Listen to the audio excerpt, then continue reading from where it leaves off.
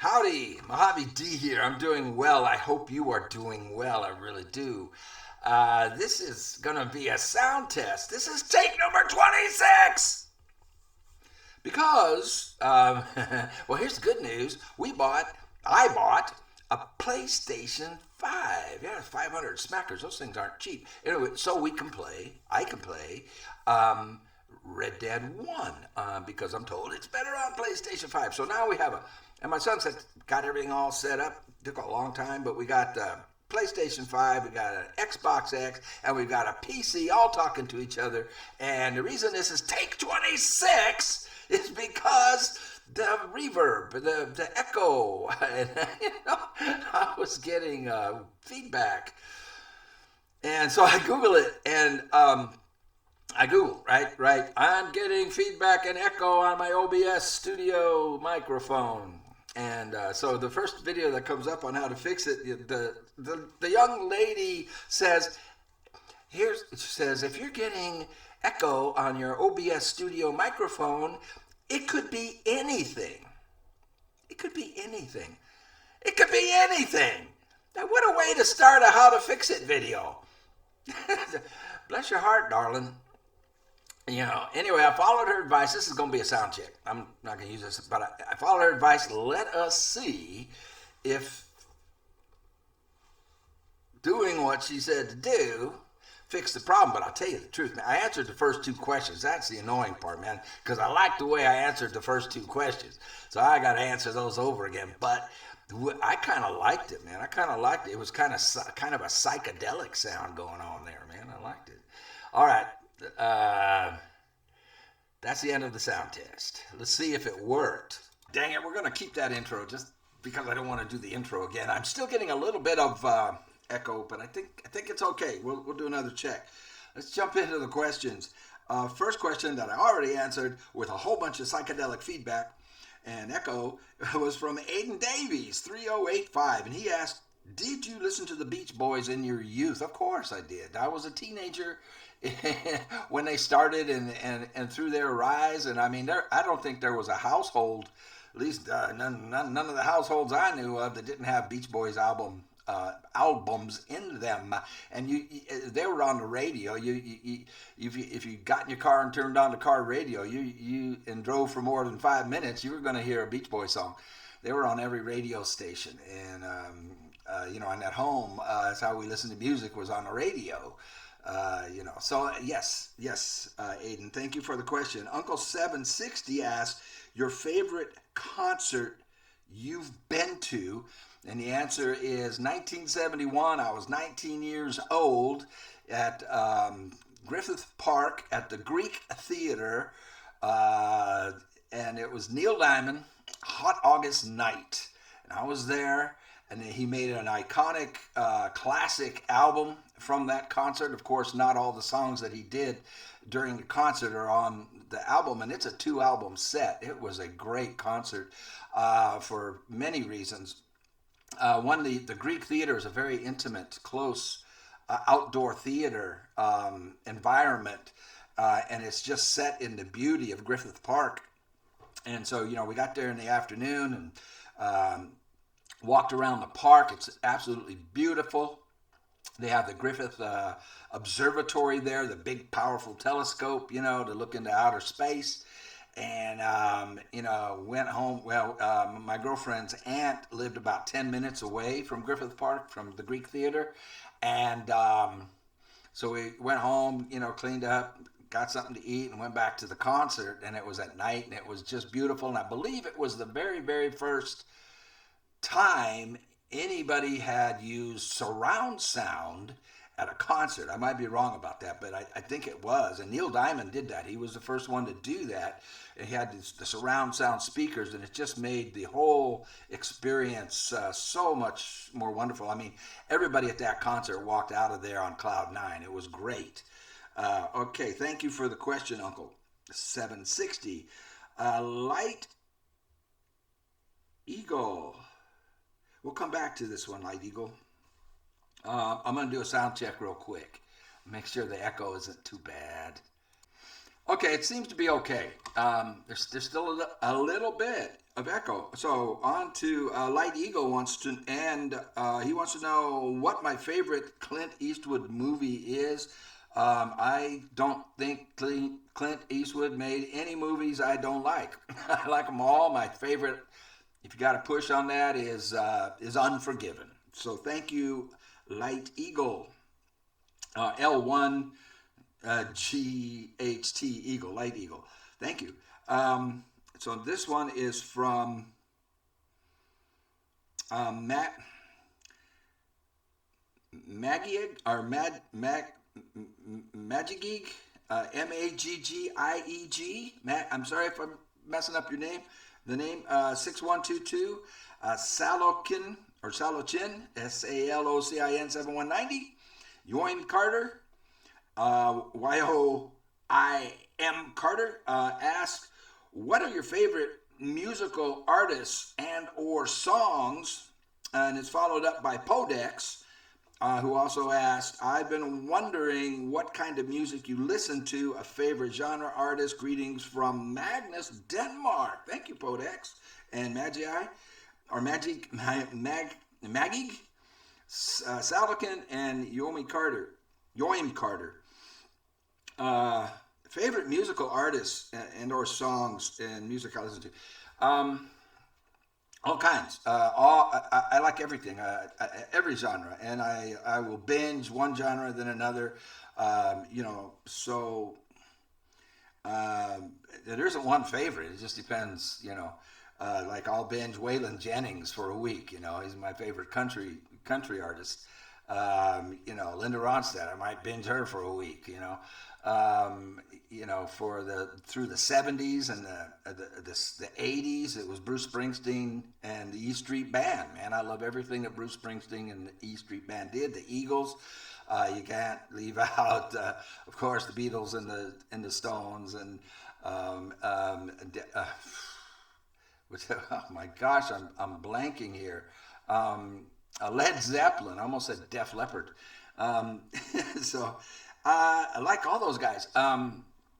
I like even from the super successful ones to some of the lesser known ones. Really love bands like Rapalje. It's a Celtic band. I'm probably pronouncing it wrong, but it's Rapal. I think Rapal J-E Rapal Rapal J-E Celtic band. Man, they are so good. And I'm sure probably most of you had never heard of them, but listen to them. I don't think they're even together anymore. It's the early 2000s. Another one from the early 2000s. Celtic music. They do the best version of "What Do You Do with a Drunken Sailor" I have ever heard. Rapalje, Celtic band. Great stuff. They're very organic and original. Just awesome. I also like Country Sisters, another European band. The version of them from 2000 through 2007 is the best. What happened was the girls all,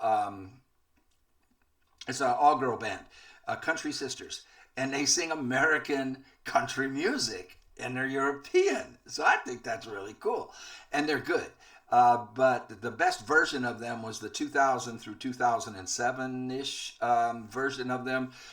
They broke up, they all left, and they've been replaced. I don't know if the Country Sisters are still performing, but I love them. I love groups like Rhythm Sophie. You get into rockabilly. The reason I like these is because these are Europeans. Rhythm Sophie is from Budapest, Hungary. And Europeans singing American country music and American rockabilly, I just get a big kick out of it, man. And then there's oh gosh, if you're talking rockabilly, I mean you got to talk Brian Setzer and the Stray Cats, his band, the Stray Cats. Loved everything that by the Stray Cats. Brian Setzer, one of those guys. Like Paul McCartney, who can just cover songs, sing songs that cover many genres, a wide spectrum. Now, he doesn't do just rockabilly, and he's one of the greatest guitar players of all time. And so, did I mention Imelda May? I think I did, didn't I? I should have.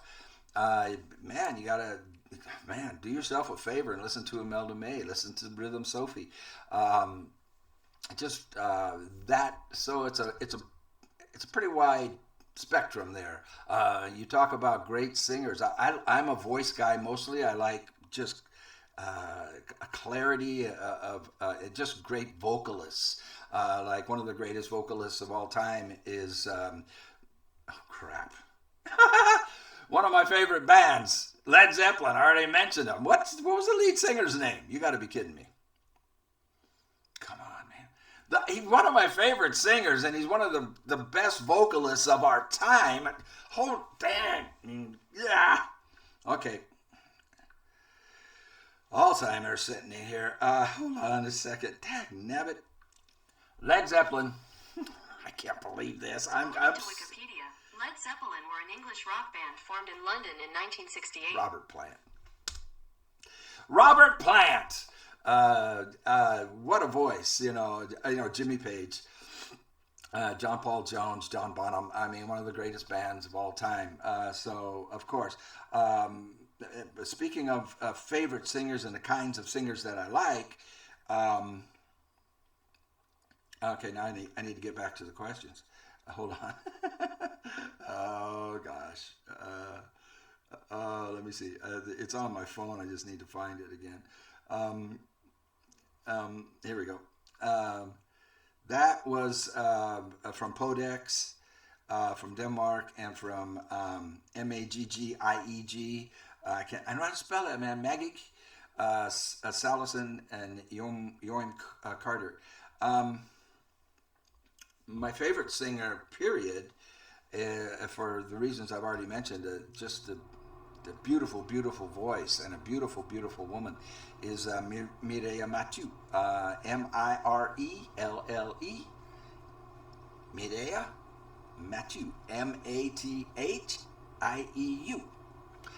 She's from Avignon, France, south of France, and she is my favorite singer, performer. So, thank you for the question, guys. Let's get out of this category. Let's find a different category here. And I'll pause for a second and find a question that's out of this kind of category. I'll be right back.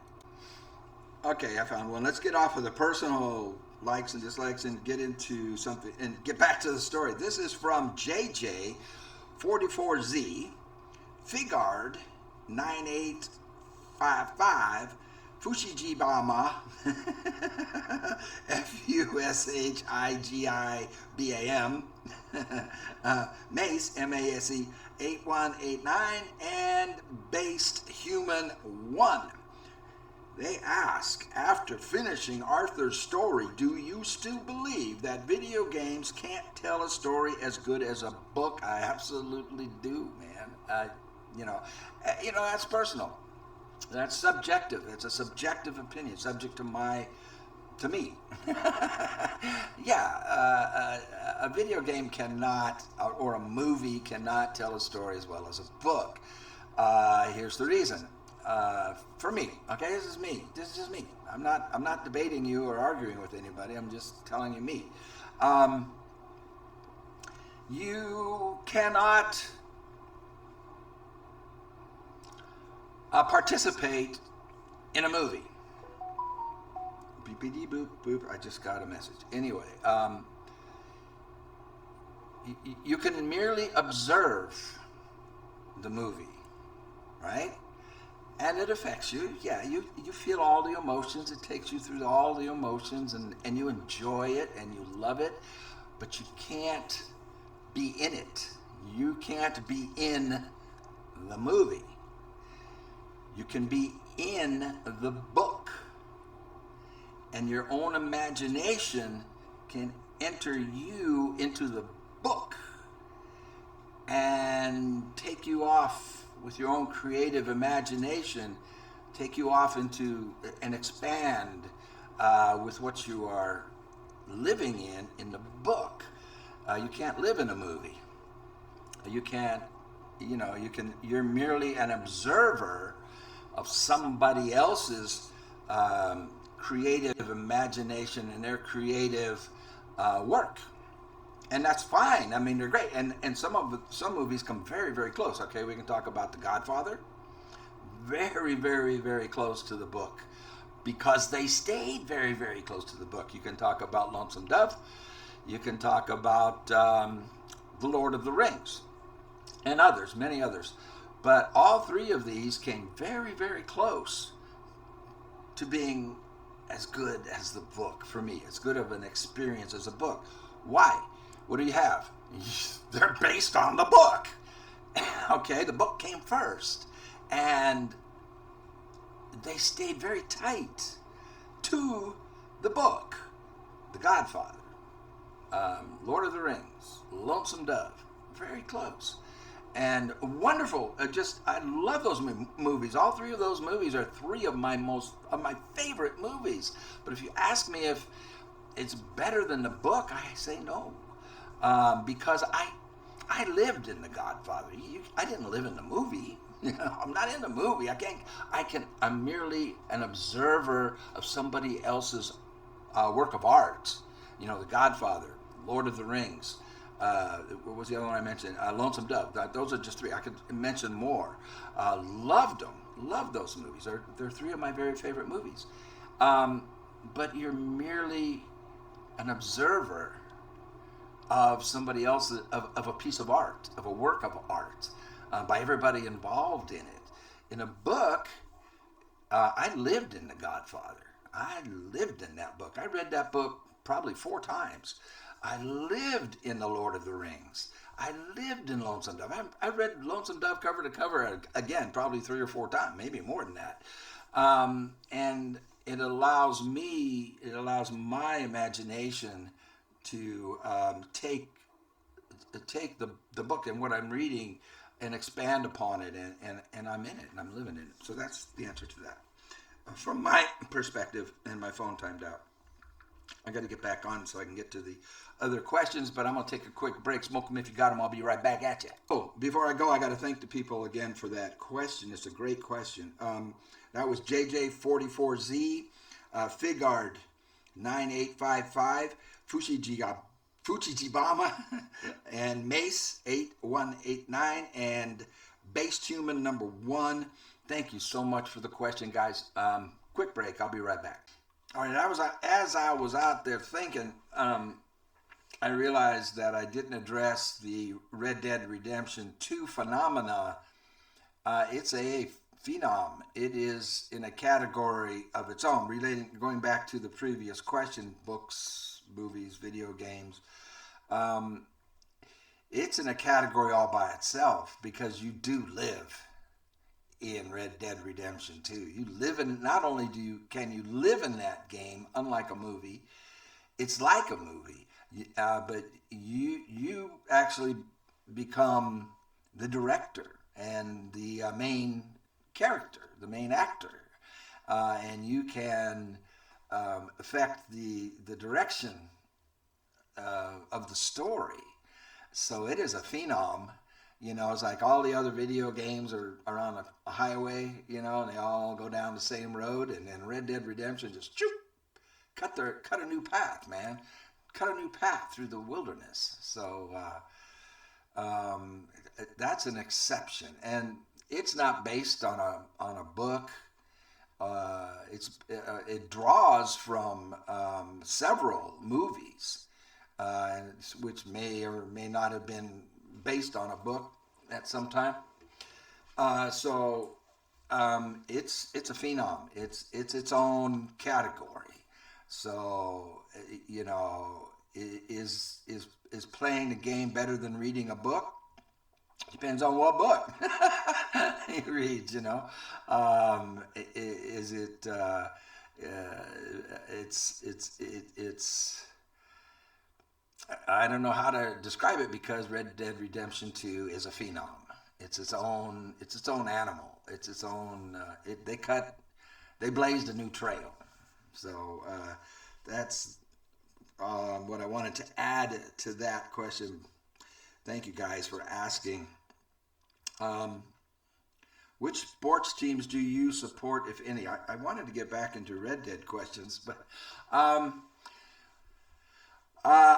don't support any now because, well, for all my life, almost, if you lived in my house, it's not my house, it's my dad's house, right? That's my dad's house when I was a kid.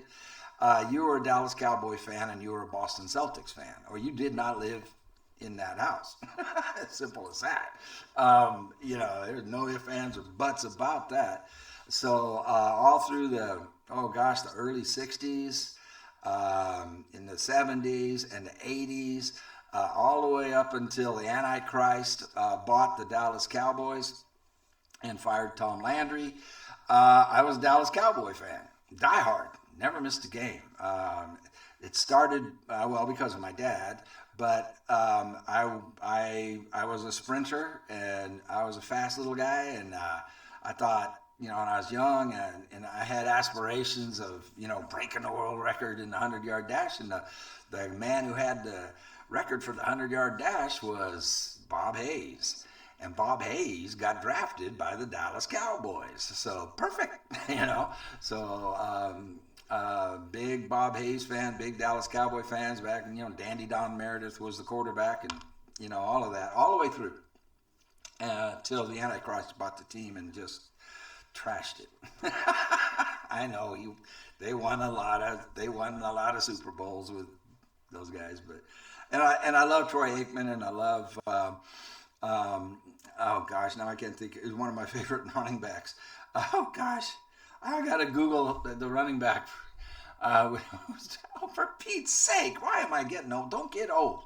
It's one of my favorite running backs, but I'm thinking of Red Dead, and my brain's somewhere else. Him and Walter Payton, and oh my goodness, I can't believe this. I cannot believe this. We gotta Google this again. My gosh, it's one of my favorite. This is very annoying to me. I can't Google him. I've got to know his name. Tony Dorsett, but that's not who I'm thinking. Tony Dorsett, one of my favorite running backs. Just but after him. When the Antichrist owned the team. Dallas Cowboy running backs. I'm sorry. Oh, I can't believe this. I am so mad at myself. Come on. Oh, I kept talking, so it wants to record the whole thing. Dallas Cowboy running backs. He has all the records. According to Sports Illustrated, with the only running backs currently under contract being Deuce Vaughn, Malik Davis, and Snoop Connor, many Cowboys fans are up in arms. Emmett Smith. Gosh, Emmett Smith. I know he's not going to watch this, but I am so sorry. Oh, one of my favorite running backs. But anyway, all those guys with that team, I love the guys. I just didn't like the owner because he fired Tom Landry. Man, you don't do that. Tom Landry, you don't fire the man like that. That just really irritated me. And then you get into basketball, and it was Celtics. So the great rivalries. I go back to the 60s with that, with Bob Cousy and as a point guard. And Bill Russell, just two of my all-time favorite. One of the very first books I ever read was Bob Cousy's autobiography called "Basketball Is My Life," and Bill Russell. I just idolize those guys. So all the way from that, all the way through, the John Havlicek area, the Larry Bird. Oh, Larry Bird, one of the greatest of all times. Basketball players of all time. All the way through that, my mom loved Larry Bird so much she had a commemorative plate, a round plate, and it was on its own stand, a wooden stand, Larry Bird, Boston Celtics. But the Lakers kind of got in there during the Magic Johnson era, Magic and Kareem, and so I was divided, between the Lakers and the Celtics. And the reason I quit watching sports is because they ruined them. They ruined the NFL. In my opinion, this is just me talking. You can love it. That's fine. I'm fine. And they ruined the NBA with parody. They did away with dynasties. With parity and free agencies and the signing, the contracts and all that kind of stuff. The Boston Celtics, I believe they won 9 championships in a row. And I was a fan, and everybody hated the Boston Celtics. And if you're a fan of a team that has a dynasty, you love that everybody hates your team. You like it. That's cool. You hate my team. We're gonna beat you anyway. And I think they either won 9 straight NBA titles, or they won 9 out of 11 with Russell and Bob Cousy and Sam Jones and those guys. And then on up, that's just, they did away with that. They said, well, we got to have parity, we got to give everybody else a chance to win. Everybody hated the New York Yankees when I was growing up. The New York Yankees had a hell of a dynasty, and they even made a Broadway play about it, the damn Yankees, right? There was a big time Broadway play that ran for years, and I think they made a movie out of that too, damn Yankees, and the Yankees and the Dodgers, the rivalries. When you do away with dynasties, or the ability to establish a dynasty, you do away with rivalries. Everybody, parity, everybody has a chance, parity. Well, you lost me. You just lost me. That and all the rule changes that favor offense. They, when I played and growing up, you could make contact with a wide receiver until the ball was in the air. Okay, so if you're covering a wide receiver, you can bump him and you can knock him down. You can knock him off his feet. All the way up until the ball leaves the quarterback's hand. Well, now you can't even touch him. You breathe on a wide receiver and it's a penalty. I was like, for Pete's sake. I'm exaggerating on that part. I think you can still bump them up to within 5 yards. But they did away with defense. They nerfed the defense in favor of offense. And it's turned into the NFL. To me, when I watch it, I can't, because it reminds me of arena ball. You probably don't remember arena ball, but they had arena football tried to compete with the NFL at one point, and they played indoors on artificial turf on a smaller field, and it was all passing. Fast little guys passing. Well, that's what the NFL has become. Fast little guys passing game. With only on a 100-yard field, but it's all synthetic turf. They don't even get muddy. There's no mud. There's no blood. You can, back when I watched, you would see players on the sideline smoking a cigarette. It's, and they just sanitized everything. And football is not meant to be sanitized. It's not a sanitary game. It's a dangerous game. You understand when you decide to play football that you're probably going to get injured. You're going to get hurt. It's and that going in. And it's supposed to be gladiators, man. Gladiators in the arena, bam, bam, rough and tough. And they took all that away. They took it away. And I can't enjoy the game, but that's because of where I come from. Okay, I didn't grow up with the sanitized ball, the sanitized ball that they play. And the same thing happened in the NBA. The rule changes are ridiculous. There is no defense in the NBA anymore. I like defense. I like it to be a struggle. I like it to be a grind. I like to see guys, pounding on each other. Even in basketball, they don't really pound on each other, but they it was physical and it was hard and to score. And now it isn't. And the rule changes. What happened to traveling? Basketball is supposed to be a game where you have to dribble the ball. And if you pick the ball up and you have a pivot foot, and you cannot move that pivot foot or you're traveling. And I watch these. There's like 6, 7, 8, 9 traveling violations in every game. And carrying the ball over. They palm it and they carry it over. That used to be a violation. I watch some of these highlights. I do watch the highlights, the NBA highlights, and I won't name any specific players because they're great players. They're great athletes, best athletes in the world play basketball. But we'll see. Name your star. I'm not going to name anybody, but he gets the ball and makes a crucial shot with the clock winding down to 0, and everybody goes bananas. Well, guess what? In the 60s, in the 70s, in the 80s, probably even in the 90s, it's no basket. He traveled. And I see it time and time again. That's traveling. Blow the whistle. It's a turnover. That's not a game-winning bucket or a critical bucket with the clock running down in the second period or the third period. It's a turnover. But everybody's going crazy and celebrating. Oh, what a great shot. What a great shot under pressure. He traveled. That's no bucket. That's me watching the game, okay? It's just me. I can't watch this. So no, I don't watch, man. Okay, I'll go find another question. I'll be right back at you. Okay, let's get into find some Red Dead questions here and get off the personal stuff.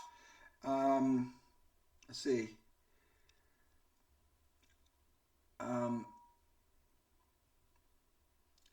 Enzo BT7JM asks, what would you change in the story?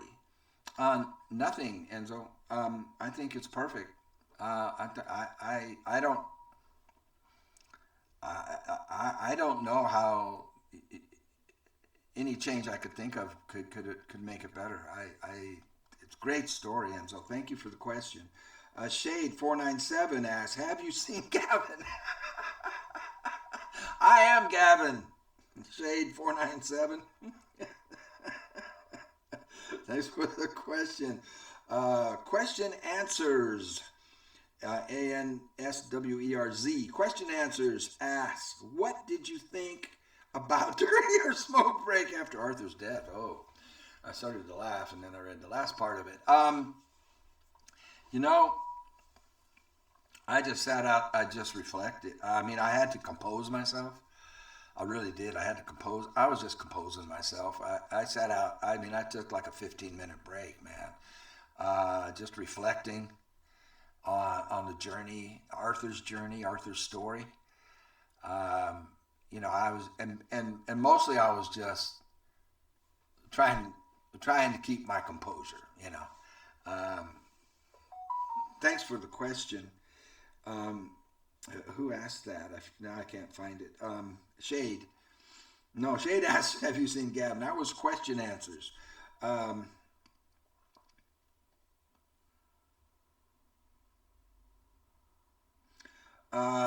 Hosea XCI2419 asks, we all know how great Arthur Morgan is as a character. Can you talk a bit about John? When you first realized he was the next playable character, you seemed disinterested. Did you grow to love him in this story? Love from New Zealand. Hello, New Zealand. Thank you, Hosea XCI. We have to understand that you're still mourning. You're still mourning what happened, Arthur just died, and hardly knew John. John has a very small role in the game up to that point, so I hardly knew the guy, So it was. But yes, I did grow to love him very much, and I love how it ended with him. finding his redemption through love. I enjoy John very, very much. It's just that at that time, if I seemed disinterested, and I think I was like, John, what? What? Now I'm playing as John. What the heck? It's because we hardly knew him. We hardly got to know him. Thank you for the question, Hosea.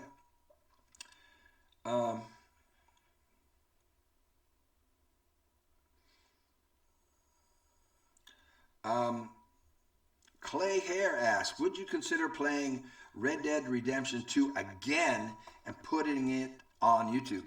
If people are interested, sure. I'm going to play it again, whether or not I record, because I love the game and I want to get 100% completion. Whether or not people will watch, I don't know. I mean, sure. Yeah, absolutely. I'll do it. I shouldn't say absolutely, but I would love to. I just don't know if if people would want to watch. Thank you, Clay Hare. Khan Mirza, K-A-A-N, Mirza, M-I-R-Z-A, 563, asks, what is your favorite Arthur interaction or quote, and when in the game did you really connect to Arthur as a player? I connected with Arthur as a player with his first interaction with Mary. Up till then, he was just, a video game guy I was controlling. And I was being kind of loosey-goosey and silly. That interaction with Mary, the first one, really hit home. I go, oh, okay. This different ball game, whole new ball game. So that's when I connected with him, Khan Mirza. His favorite quote, I'll tell you what.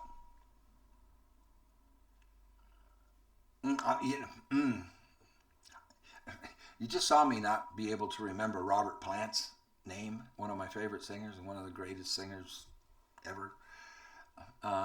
If you haven't seen Robert Plant, if you haven't seen his music away from Led Zeppelin, you'll know what I'm talking about. The guy can sing anything, and extremely well. So for me to remember a quote, I'll tell you what stands out immediately is the scene where Mary is going into I think it was a barn or a stable, to get her father, and Arthur's standing outside and that guy was sweeping. That whole exchange and, the way Arthur said it, the way that the actor did that, was just superb. And I really, one of my favorite, I can't remember the quote that he said, but basically it was something, the way he puts his arm around the guy, the young man who is sweeping, and tells him, you can't stand here, and Arthur says, why, you own the sidewalk or something, you own the sidewalk? Why can't I stand here? That was his attitude. That wasn't what he said.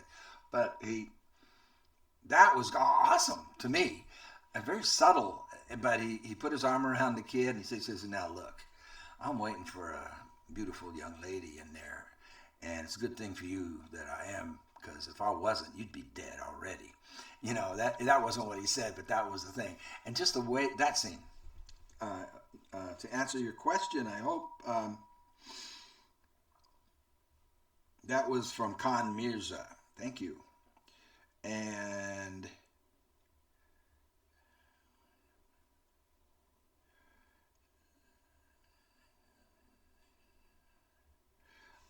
Avery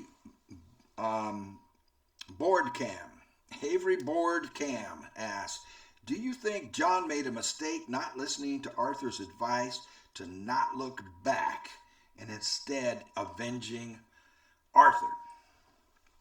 Great question. Avery Board Cam.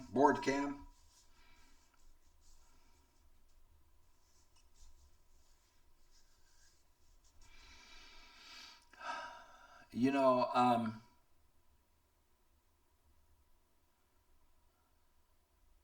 I don't think he could have followed Arthur's advice. I don't think he could do what Arthur said. Don't look back.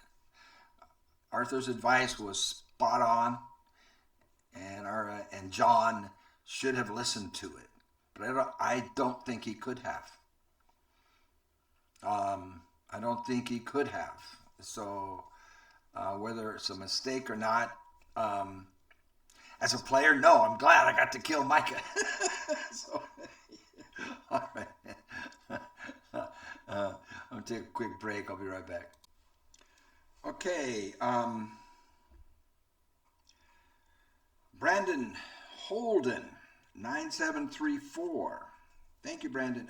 Were you surprised to see a video game able to tell such an evocative, emotionally resonant story? Yes. Yes.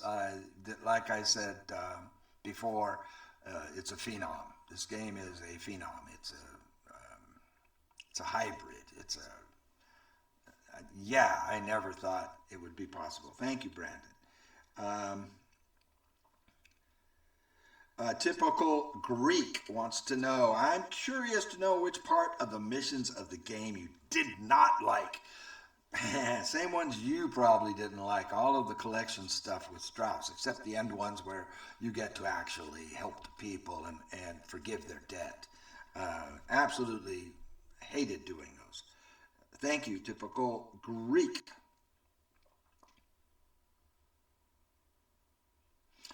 A Quaglander, Quag Lander. Quaglander 8812 asks, are there any parts of the game or any characters that you feel were underused or missed potential? Absolutely. Bill, for one, Pearson, but most, or I should say especially, Javier, Sadie, and Charles. I think there's a lot of latitude there with those three that they didn't tap into, but you can't do everything, yes, thank you for the question, Quaglander.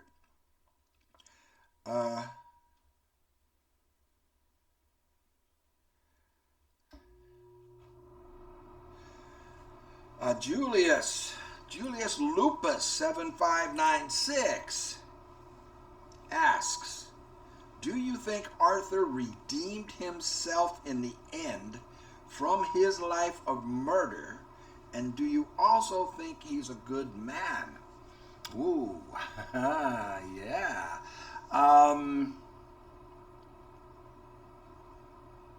Redeemed himself.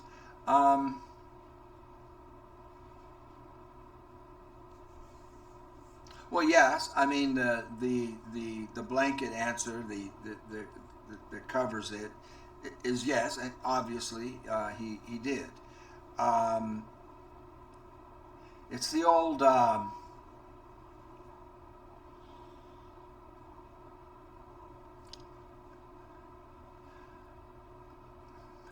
what is it? It's the old bad wolf, good wolf.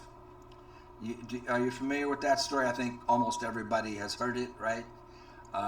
There's a young boy talking to an old man, and the old man tells him, inside of you, there's a bad wolf and a good wolf, and the bad wolf is anger and envy and greed and regret and a bunch of other stuff. I would have to look the quote up. But evil. And the good wolf is peace, joy, empathy, happiness, and generosity, love. And the boy says, well, and they're fighting inside of you. And the boy says, which one wins? And the old man says, the one you feed. And that is the low honor, high honor. Right there. one you feed. And that also, so that would be like from a secular parable or way of looking at it. From a spiritual way, an eternal way of looking at it, it would be, it's what the Apostle Paul talked about. There's this battle between the flesh and the spirit. All right? I think he talks about it in Romans. I think it's Romans. And there's this constant battle between the flesh, which would be the bad wolf, and the spirit, which would be the good wolf, right? And they're both you, right? Which one wins? And it's, you know what? Let me look it up. I'm sorry. Give me a second. Google. Apostle Paul, the flesh versus the spirit.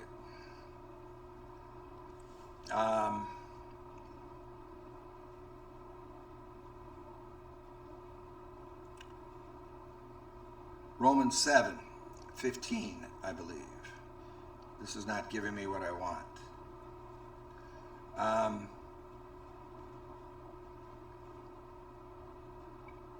Here.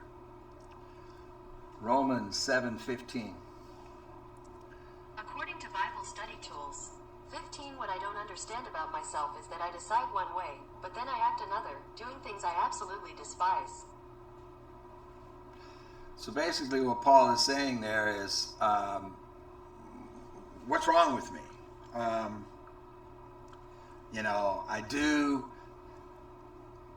that thing that I hate, that I don't want to do, and I don't do the thing that I want to do. And it's this constant battle of, the flesh versus the spirit, bad wolf versus the good wolf in the secular terms.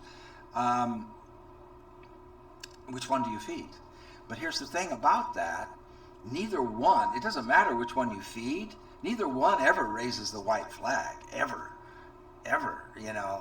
Just because the good wolf gets stronger doesn't mean the bad wolf is going to raise a white flag and say, I give up. No. The fight, it goes on. It goes on for your entire life. So even if you're feeding the good wolf, the bad wolf doesn't stop. He never gives up. And if you feed the bad wolf, the good wolf is never given up. He's always there to say, hey man, you shouldn't be doing that. That's wrong. And the bad wolf, if you're feeding the good wolf, is always going, you're good for nothing. You're no good. And hey man, it's that constant struggle. And that's really what the entire game is based on. If you think about it, there's a revelation for you. The entire game is based on the Apostle Paul and his teaching in Romans 7:15. The entire game. Kaboom, right there. It's all about that. Right there. Flesh versus the spirit. And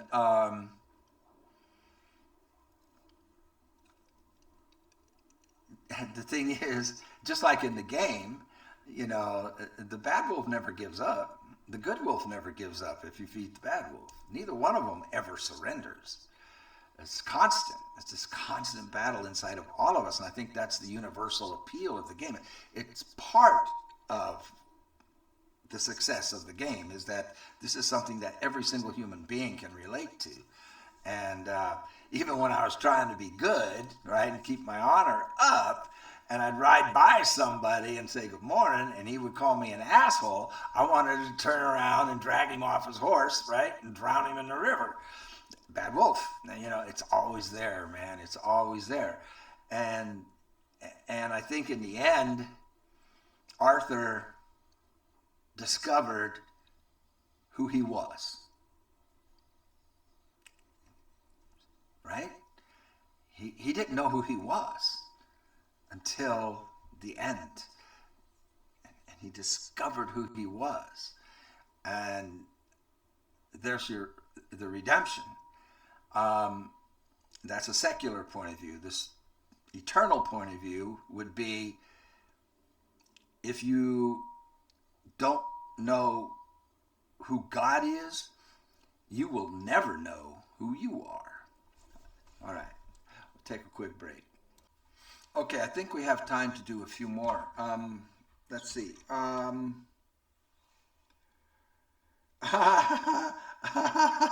This is funny. This is from Not the Cool Whip. Not the Cool Whip asks, how would I, a British man with no desert agricultural knowledge, survive if I got stranded in the middle of the Mojave Desert? You wouldn't. You would die. No, man, I'm joking. Yeah. What part of the desert of the Mojave are you stranded in? And, you know, what time of year is it? You know, if it's in the summertime, you're toast. Do you have water? I don't know. I mean, there's a lot of stuff in there. Not the Cool Whip. Cool name, man.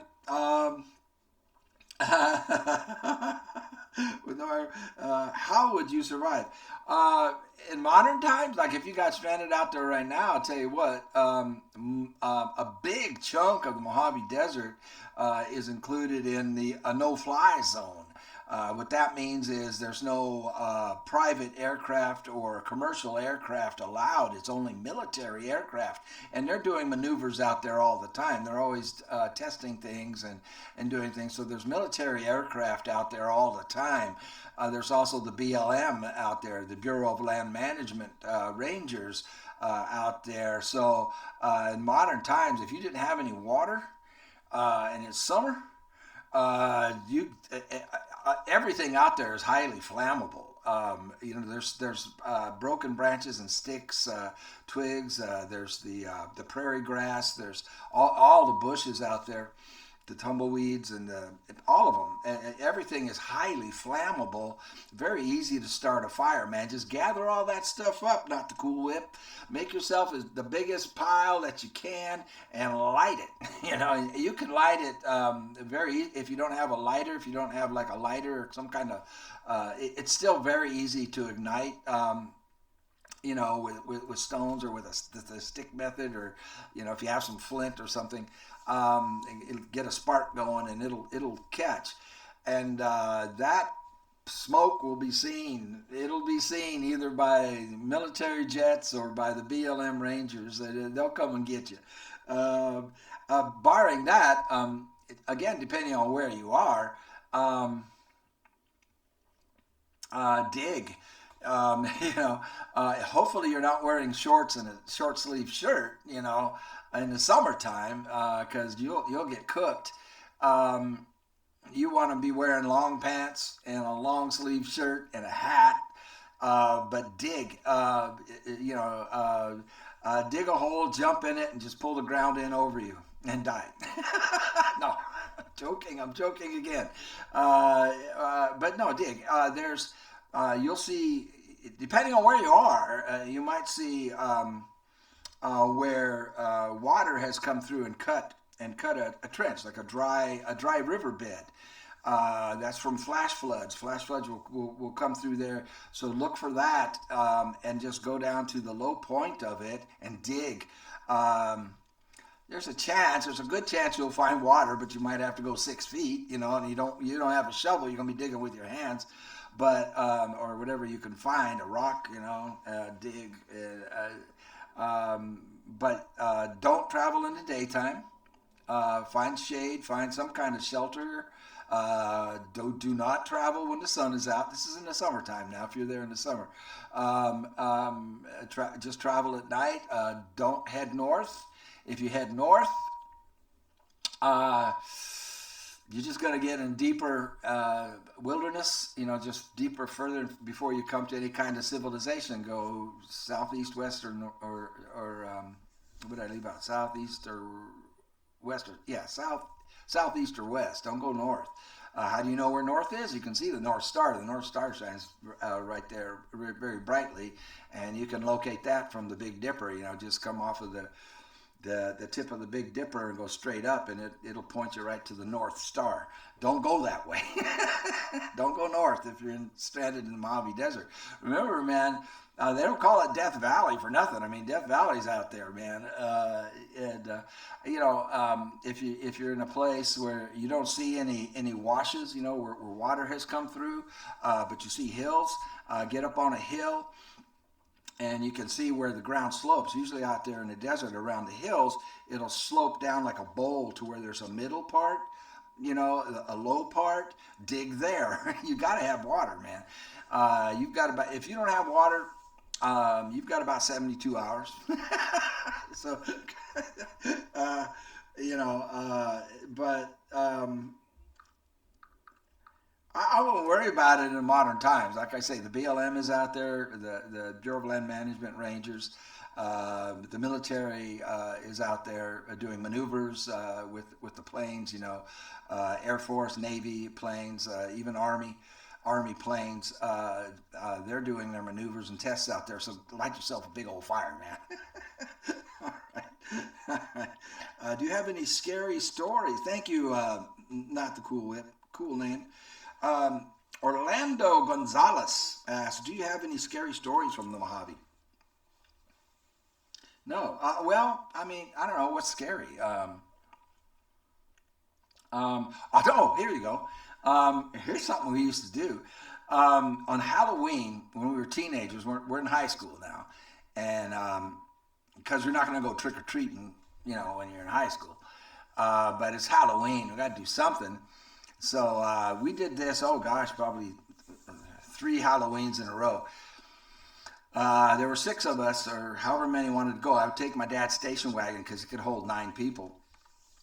3 in the front seat, because bench seats, right? You can get 3 across the front seat, 3 across the back seat, and 3 in the seat in the back that faced out the back window. So you could get 9 people in there. But as many people as wanted to go, there's usually 6 of us, usually 3 guys and 3 girls. Man, we would drive out in the desert. It's Halloween, right? At night, we would drive way out in the desert where you can't see any of the city lights or the town. There's not a city there. There's a town. And, any lights, it's dark. Okay, it's dark. And we would go out there and we would start it off by telling, a scary story, right? Just to get us in the mood, right? And there's classic scary stories. It was a big deal back then. Everybody had a scary story, and I can't remember them. I couldn't even remember Robert Plant's name or Emmett Smith's name, for crying out loud. But we would tell a scary story just to set the mood, right? And you had to get your voice right when you tell a scary story, man. You gotta get the mood, get the feeling, and this time we're out there where there's 3 guys and 3 girls, and then everybody in the car has to take a turn outside of the car. So you have to leave the car after we've told a couple of scary stories and got everybody kind of feeling kind of like looking around, like is Freddy coming, Freddy Krueger or something. And but Freddy Krueger didn't exist then. This is in the 1960s. So but you had to leave the car and you had to go far enough away from the car that we couldn't see you. You had to get out of sight. So you had to walk out there by yourself. And we continued to tell scary stories. We would take turns. Everybody had to tell one while you're out there. And what you had to do when you were out there was scare us. All right? You have to come back to the car and do something to scare us. So one of my friends, Tom, had the best one. He went out there and he took branches off of a creosote bush. If you don't know what a creosote bush is, you can Google it. But he took the branches and they fan out on the end, so they almost look like fingers, right? And he pulled the sleeve, put his hand in the sleeve of his jacket. He had a Letterman's jacket. And he would put the branches in the tree. So these branches were sticking out. So it looks like his arm is a branch. It's this scraggly branch with like claws on the end of it. And he did that on both on both sleeves, right? I can't get this. So he put it in there, and he's holding a branch in here, so you can't see his hands. And he pulled the jacket up over his head, and he stuck branches down his back. So his head was covered, so he looked like he was headless. Completely covered his head, buttoned it up, so you couldn't see his face or his head. And it was just branches coming up off the back of his head. You get the picture now? And he walked straight at the car. Now, most of the people, when they would go out, they would try to sneak up on us and like scratch on the outside of the car or do something, or just all of a sudden pop up in a window, blah, and try to scare you. And you wouldn't know that they had circled around and snuck up on the car. Tom came straight at the car, right? Straight at the car. And it's dark. It's this nighttime, and you just have moonlight out there. You can't see very well. But we see this figure walking at the car with these branches coming up over the top of, and his head and his face are completely covered, and you can't see his hands, and they're just these branches, sticking out where his hands are supposed to be, like just this monster, and it spooked. I get chills thinking about it now. Gave everybody chills. Everybody's hair stood on end, man. We all got goosebumps. Like, what the? And then he disappeared. He ducked down. He crouched down, and when he got up close to the hood of the car, and just he ran around one of the sides of the car. We can't see him, because you can't see down next to the car. Like, and he got up on the roof of the car very silently, and he just flopped down on the windshield. Boom, like that. I can't get the picture right. So he's on the roof of the car, right? And he just flops down on the windshield. Can I do that? So he's on the roof, and he just flops down on the windshield. So all you see is the branches where his head should be, and the branches where his arms could be, because he had his arms stretched out, and he just flopped out with his arms wide. So he's upside down, right? And flops on the windshield. Scared the crap out of everybody. That was a good one. Okay, scary stories. I mean, there's nothing to be afraid of out there. There really isn't. You just, you got to know what you're doing. Have you ever gotten lost in the desert? This is from Jay Lemmy. No. What's one of the coolest and most dangerous things you've ever experienced out in the wilderness? Well, you don't get lost out in the desert because you can see the stars, and you can make and I know the Mojave Desert like the back of my hand. He said no. One of the cool. He asked, what's one of the coolest, most dangerous things you've ever experienced out in the wilderness?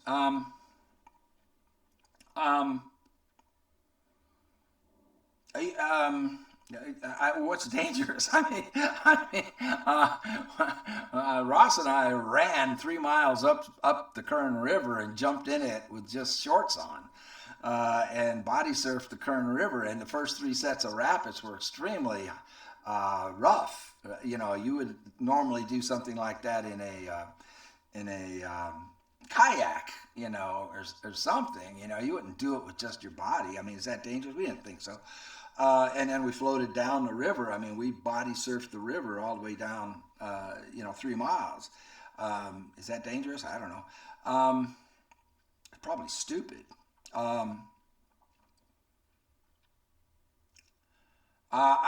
You come across snakes, but they're not dangerous. Poisonous snake, rattlesnakes that are out there, they don't want to bite you. They want you to stay away from them, and they'll rattle. They'll give you plenty of notice, and you go, oh, okay, snake, and you go around. We explored old mines and mine shafts. I guess that could be dangerous. I don't know, Lenny. I don't think. Life is dangerous, man. Living is dangerous. You could, I don't know. Hemer R asks, have you ever been portaging? Hemer R is from Canada.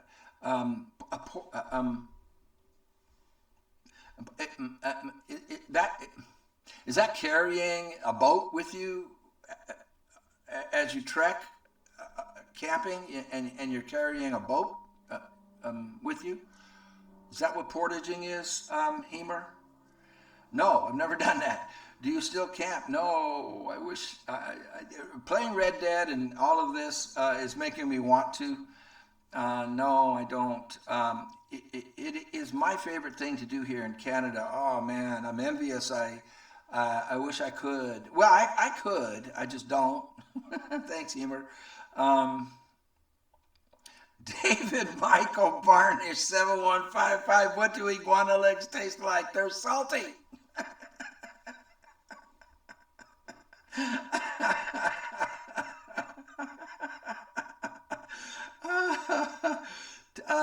Tyler Lee 3439 asks, as a lifelong Appalachian man, hey, I like you already.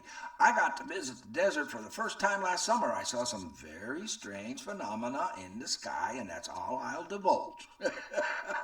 Have you ever witnessed any strange or paranormal things in your time out there? Yeah, but here's what they are. It's the military, all right?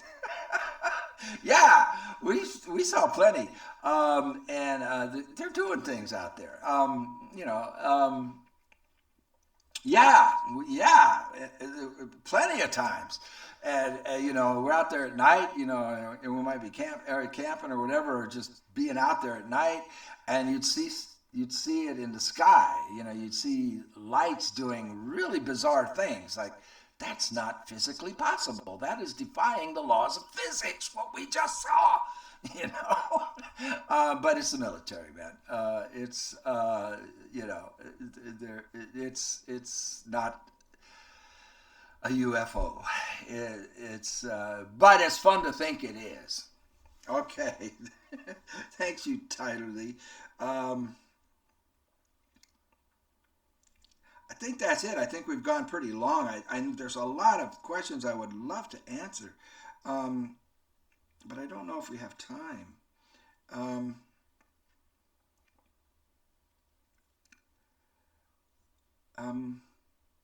Parker DB asks, okay, now we know you really like Western movies. Now we know you really like Western movies, but what besides? Everything. I like all kinds of stuff. Maybe movies about the mafia, one of my favorite movies. And also Goodfellas is one. The Godfather, and then Goodfellas. I love it. Yeah.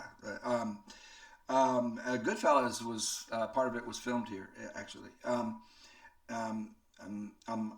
lost your question. I got to find you again, Parker. Or Marvel movies? I doubt it, dude. I loved the first Superman and the second Superman. After that, I loved the first Spider-Man and the second Spider-Man. After that, I loved the first Iron Man, the second Iron Man. After that, but yeah, I like the Marvel movies, man. The first couple of times they do it. After that, I'm like, okay, that's enough. Thanks, Parker. Okay, let me find one more question and we'll end. Oh, I found a really good one. Really good one. I want to answer this.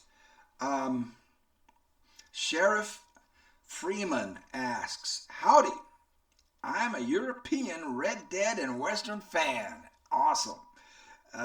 So I've never had the chance to actually visit the real American frontier. I've never had the chance to visit Europe. I would love to go to Europe. I would go to France and meet Mireille Mathieu. She's about 5-6 years older than me, so I got to hurry up. One of us is going to die pretty soon. No, not you, Mireille, not you, me. Okay, let me get back to this. I've never actually visit the real American frontier, but would love to do so. Are there any hidden gems in your stomping grounds that you would recommend for someone like me to visit? Greetings from Finland. I love it. Yeah, man. Here's what you do. Oh, man, well, you can Google all this. You can Google it. But here's what I would do if I were you. Okay, come. And Google Inyokern. Okay? the town of Inyo Kern, Inyo Kern. And you're going to head straight west. There's a road. I think I can't remember the name of the road. It might be 78. Just a couple miles. Just a couple miles out of Inyakern, and you'll hit Highway 14. You're at the base of the Sierra Nevada. Okay, right up out of Inyakern. Start there and head north. All right? You're going to head north past Independence and Lone Pine and Big Pine and Bishop. And you're going along, you're at the base of the Sierra Nevadas. It's just awesome. It is totally awesome. You could Google this and spend some time around those towns there. But go on beyond that. Keep going north around Bridgeport. Oh gosh! Before you get to all of that, before you even get to Independence, I think, you'll find a place called Little Lake. And there's all kinds of volcanic area activity was there, eons ago, right? Volcanoes, and you'll see the remnants of these volcanoes, these mountaintops that have blown their top, so they've got like a half moon curve because they blew their top, right? And it spread lava all over the place. And that's all around Little Lake. You'll see a bunch of that lava rocks. And when we were young, I don't think you can do this anymore. The area has probably been picked clean, but we would find arrowheads, obsidian arrowheads made by Indians. They would chip out and they would make obsidian arrowheads, real, authentic obsidian arrowheads. And I had a shoebox full of them. I don't know if they're still there. I mean, we're going back to the 60s on that kind of thing. It's probably been picked clean. All the arrowheads have probably gone. You might be able to find some, but that's a pretty cool relic to find, man. Anyway, go up around. You're gonna take that route. There's go to the visitor centers. They'll tell you the cool things to see. You'll love the drive, period. Right out of Independence, if you want, you can take the road that goes up to Golden Trout Lakes, up to the Kearsarge Trail, if you like to hike. Phenomenal hiking the Kearsarge Trail. That's right out of Independence, but you keep on going around past Bridgeport, Mono Lake, go up past Mammoth. Oh my gosh. Mount Whitney Portals. Go up to the portals. You can drive or hike up to Mount Whitney is the highest peak on the continent, the North American continent. Mount Whitney, and it's just spectacular. And you can drive up to the portals, Whitney portals. You can hike. It's not a difficult hike, and it's just a tremendous experience. But what you want to do is get to Tahoe. The end of this trip, okay, from Inyakern is Lake Tahoe, one of the most beautiful and one of the deepest lakes in the world. And the whole lake, go in the summertime, don't go in the winter because the roads will be closed. It's snow, but in the summertime, spring, summer, fall, you'll thank me. The whole Lake Tahoe region is incredible. As far as exploring old mines and that kind of thing, I think they've restricted that now. I don't even think you can. It's a shame, but there's ghost towns all around. You can Google all of that. So thank you for that question. I thank everybody for your questions. I wish I could have answered more. Maybe we will. I've got more. Maybe we'll do another one of these. I appreciate you all very, very much. Thank you so much for everything for all the good that you've done for me inside, on the inside, this community. You've blessed me, and I appreciate it very much. So you all take care of yourselves, and we'll see you on the next one.